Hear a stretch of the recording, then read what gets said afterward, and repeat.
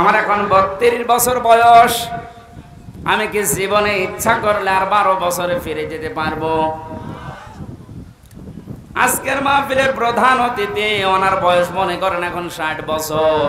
কিয়ামত পর্যন্ত যে চেষ্টা করে 12 বছরে ফিরে যেতে পারবে। যে সময়টা পার করে ফেলেছি আর কোনোদিন ফেরত পাবেন না। সুতরাং এইটাই আমাদের হায়াতের আসল জীবন। এইটার জন্য আল্লাহ একটা কসম দিয়েছেন, ওয়ালা আসরি ইন্নাল ইনসানা লাফি খুসর। আল্লাহ বলেন তোর হায়াতের কসম, তোর হায়াতের কসম, সময়ের কসম, সাবধান, জীবনটা হেলায় খেলায় নষ্ট করে ধ্বংস করে দিও না। পেছনের দিকে তাকাও আর ভাবো এই সময়টা যেহেতু আর ফেরত আসছে না, সামনে যতটুকু হায়াত আছে এটা আমার কাছে একটা নিয়ামত। এটা কি?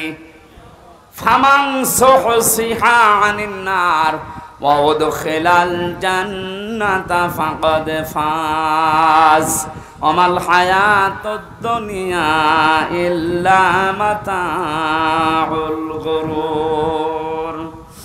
আল্লাহ রাব্বুল আলামিন বলেন, হে পৃথিবীর মানুষেরা, দুনিয়ার জীবনে বেশি দিন ক্ষমতায় থাকা, বেশি টাকা পয়সা গাড়ি বাড়ির মালিক হওয়া, শরীর স্বাস্থ্য মোটা হওয়া, ভালো হওয়ায় সফলতা না। সফল মানুষ তো ওইটা যাকে আমি আল্লাহ মরণের পরে জাহান্নামের আগুন থেকে মাফ করে দিয়ে জান্নাতি বলে ঘোষণা দেব, এইটাই সফলতা। আর এটা পাওয়ার জন্য দুনিয়ার জীবনে কি করা লাগবে? আস্তে আস্তে করে আপনি জাহান্নামের অন্যায় কাজগুলো ছেড়ে দিয়ে দিয়ে জান্নাতের ভালো ভালো কাজের দিকে এগিয়ে যাবেন। সুতরাং এই দেশে আমরা যারা অন্যায়, অবৈধ, শয়তানি কাজ কারবার আস্তে আস্তে ছেড়ে দিয়ে মানবতার পক্ষে, ইসলামের পক্ষে এই কাজগুলো আস্তে আস্তে যারা আঞ্জাম দিতে পারবো, আপনি বুঝবেন আল্লাহ আপনাকে এই দুনিয়াতেই জাহান্নামের পথ থেকে জান্নাতের দিকে এগিয়ে দিচ্ছে। আপনি সফল। আমাল হায়াতুদ দুনিয়া ইল্লা মাতাউল গুরুর, এই শব্দটা আল্লাহ এত কঠিন ভাবে কোরআনে দিয়েছেন। হে পৃথিবীর মানুষেরা, ভালো করে শোনো, দুনিয়ার জীবন কিন্তু একটা ধোঁকা। একটা কি? আপনার সন্তান আপনার জন্য ধোঁকা, স্ত্রী ধোঁকা, টাকা পয়সা, ক্ষমতা, প্রভাব, প্রতিপত্তি, সবগুলো আল্লাহ বলেন ধোঁকা। বিশ্বাস যদি না হয়, মিথ্যা মিথ্যায় চোখ বন্ধ করে দেখেন এগুলো কেমন ধোঁকা। আল্লাহ এই ধোঁকাটা এখনই আমাকে বোঝার তৌফিক দিন। ও বগুড়াবাসী, এটা যত তাড়াতাড়ি বুঝতে পারবেন তত তাড়াতাড়ি আপনার কল্যাণ হবে। আপনি যদি এখনই বোঝেন যে হ্যাঁ এগুলো আসলে ধোঁকা, আপনার অন্যায় অবৈধ কাজের ভাগ দুনিয়ায় কেউ নেবে না, অথচ অবৈধ কাজ করে যা কামাই করবেন ওগুলো ভাগ নেওয়ার জন্য হাজারো মানুষ বসে আছে। এই ধোঁকা থেকে বাঁচার জন্য আল্লাহ রাব্বুল আলামিনের সাহায্য কামনা করা দরকার। আল্লাহ পাক আমাদেরকে জানিয়েছেন, আমি যে নামটা নিয়েছি রব, তোকে আস্তে আস্তে করে দুনিয়ার জীবনে এনে মুখটা পবিত্র করে রেখেছিলাম, তুই মুখটা আর পবিত্র রাখতে পারলি না। হারাম, অবৈধ এবং নাপাক জিনিস দিয়ে মুখটা অপবিত্র করে আমার কাছে আসলি। আমি তো শুধু নাম নিয়েই শেষ করে দেইনি, নামের কার্যকারিতা, গুণাগুণ আমি আল্লাহ ওগুলো বাস্তবে বহন করি। আমি রাজ্জাক নাম নিয়েছি, শুধু নিয়েই শেষ করে দেইনি। রাজ্জাক নামের কারণে পৃথিবীর যত সৃষ্টি আছে সবাইকে আমি আল্লাহ রিজিক দেই। জোরে বলেন সুবহানাল্লাহ। রিজকের দায়িত্ব কার? আরো জোরে বলেন। জাহান্নাম থেকে বাঁচার দায়িত্ব কার?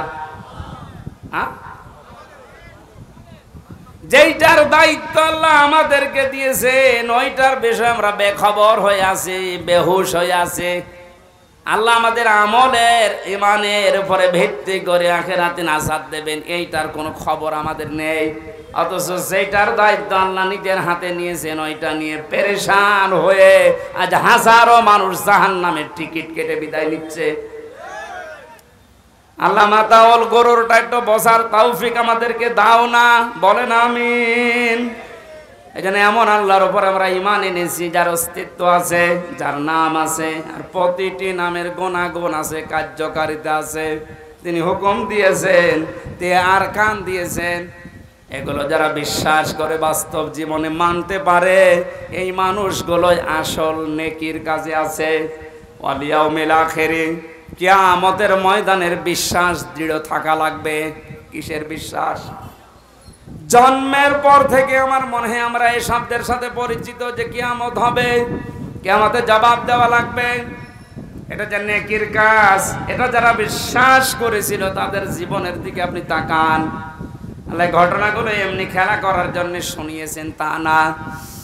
খলিফাতুল মুসলিমিন হযরত ওমর, এই যে হিসাব, এটা বিচার, এটা যে কি জিনিস আমরা এখনো অনেকে টের পাই না। উনি বিশ্বাস করেছিলেন যে বিচার হবে, হিসাব দেওয়া লাগবে। সন্তানটা ভর্তি করে দিলেন মাদ্রাসায়। হযরতে আব্দুল্লাহ, ওই একই জায়গায় হোসাইন হযরতে আলীর সন্তান লেখাপড়া করত। হযরতে হোসাইন রাদিয়াল্লাহু তাআলা আনহু বারবার কলম ফেলে দিচ্ছিলেন। আব্দুল্লাহকে বলেন তুলে দাও। একবার, দুইবার, তিনবার তুলে দেওয়ার পর উনি বললেন, হোসাইন বারবার কলম ফেলে দাও, আমারে তুলতে বলো, আমি কি তোমার গোলাম, চাকর, খাদেম নাকি? হযরত হোসাইন মুখ ফসকে বলে ফেলেছেন, আব্দুল্লাহ তুমি শুধু চাকর না, তুমি খাদেম না, তুমি খাদেমের বাচ্চা খাদেম। অথচ ওই সময় প্রেসিডেন্টের ছেলে বাড়িতে গিয়ে বলছে, আব্বা আমি আর মাদ্রাসায় যাব না, হোসাইন আমাকে গালি দিয়েছে, আমি নাকি খাদেমের বাচ্চা খাদেম, তুমিও নাকি খাদেম, তুমি যদি বিচার না করো এই মাদ্রাসায় পড়াই বন্ধ করে দেব।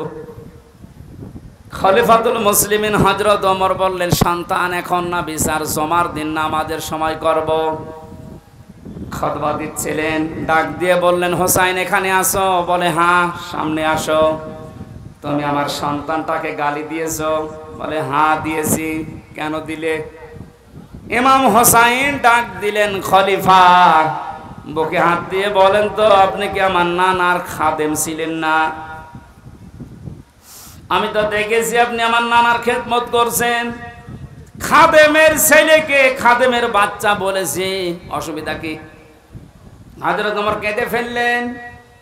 ডাক দিয়ে বলে, হোসাইন আমি তো এভাবে কোনোদিন ভাবি নাই, তুমি শব্দটা লিখে দিতে পারবে? কাগজ কলম নিয়ে আসেন। খেজুরের পাতা নিয়ে এসেছে, লিখে দিলেন, হোসাইন আমি নিজে আলীর সন্তান হয়ে বলছি, ওমর আমার নানার খাদেম ছিল, আমি দেখেছি। সই করে দিলাম। হযরতে ওমর রাদিয়াল্লাহু তাআলা আনহু কাগজটা হাতে নিয়ে চমা খেলেন। সাহাবীদেরকে বললেন, নবীর সাহাবীরা বিচার হয়ে গেছে। হযরত আব্দুল্লাহ তো ছোট মানুষ, বলে আব্বা তুমি তো বিচার শুরুই করলে না, কি করে হয়ে গেল? হযরত ওমর বলে, সন্তান যে বিচার করেছে দুনিয়া না, মরণের পরও কাছে লাগবে। আমি যখন মারা যাব এই কাগজটা আমার কাফনের ভেতরে দিয়ে দিও। কিয়ামতের ওই কঠিন ময়দানে মহান আল্লাহ যখন আমার জীবনের হিসাব আরম্ভ করবে, কিছুই যদি কবুল না হয় এই কাগজটা আল্লাহকে দেখাতে পারবো। রব্বুল আলামিন তোমার নবীর নাতি লিখে দিয়েছে আমি নাকি নবীর খাদেম ছিলাম, এ ওসিলায় আমার আজকে মাফ করে দাও। তাছাড়া জবাব দেওয়ার মতো কোনো কাজ, কোনো আমল আমার হাতে নেই। অথচ তাদের জীবনের যে নেকির কাজের বর্ণনা হাদিসে পাওয়া যায়। নবীজি বলেন, আকাশের তারকাকেও যদি গণনা করে একদিন শেষ করে ফেলতে পারবে, কিন্তু ওমর মুসলমান হওয়ার পরে যে নেকির কাজ করেছিল কোনোদিন কেউ গণনা করে শেষ করতে পারবে না। এই মানুষটা যদি কিয়ামতে জবাব দেওয়া লাগবে, এই টেন্ডেন্সিতে এত ভয়ে থাকে, এত টেনশনে থাকে, আমাদের অবস্থান কোথায়? নেকির কাজ শুধু পশ্চিম দিকে মুখ করে নামাজ পড়লেই হয় না, আল্লাহর প্রতি ঈমান আনা, কিয়ামতে জবাব দেওয়া লাগবে। আল্লাহর সামনে দাঁড়িয়ে এই বিশ্বাস দৃঢ় করা, এটা নেকির কাজের মূল। এটা যতদিন পর্যন্ত আমাদের দেশের 1628 জন মানুষের ভেতরে বদ্ধবল না হবে, এই দেশটা ততদিন দুর্নীতি মুক্ত হবে না। মালায়েকাতে ফেরেশতাদের বিশ্বাস করা, অল কিতাবে কিতাবে বিশ্বাস করা, অন্নাবিয়িন নবীদেরকে বিশ্বাস করা, ওয়াতাল মালা আলা হুব্বিহি যাবিল কুরবা, আল্লাহর মহব্বতে নিজের সম্পদ চাহিদা থাকার পরও যারা নিকট আত্মীয় স্বজনের জন্য ব্যয় করে, ও বাংলার জনগণ, এই গুণটা আজ বাংলাদেশে কার ভেতরে আছে আপনি তাকান। নিজের প্রয়োজন থাকার পরেও নিজের সম্পদ যারা নিজের নিকট আত্মীয়, এতিম, মিসকিন, অসহায়, বন্যাগ্রস্ত মানুষদের পাশে যারা দাঁড়ায়, এই মানুষগুলো আল্লাহর ভাষায় সত্যবাদী, এরাই মুত্তাকি। মুত্তাকি সত্যবাদী খোঁজার জন্য আমেরিকায় যাওয়া, সৌদি আরবে যাওয়া দরকার নেই। এই 10টা গুণ যে বলছি একটা একটা করে আপনি মিলান।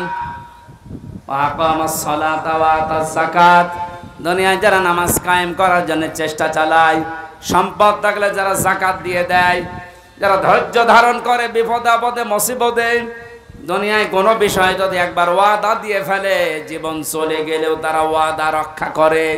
উলাইকাল্লাযীনা সাদাকু ওয়া উলাইকা হুমুল মুত্তাকুন। কোরআনে কারিমের সূরা বাকারার 177 নম্বর আয়াতের শেষে আল্লাহ জানিয়েছেন, এরাই ঈমানের দাবিতে সত্যবাদী, আর এরাই হচ্ছে আমি আল্লাহর নিকটে মুত্তাকি। জোরে বলেন সুবহানাল্লাহ। আল্লাহ কোরআনের এই আয়াতগুলো আমাদের জীবনে সেট করার তৌফিক দিন, বলেন আমিন।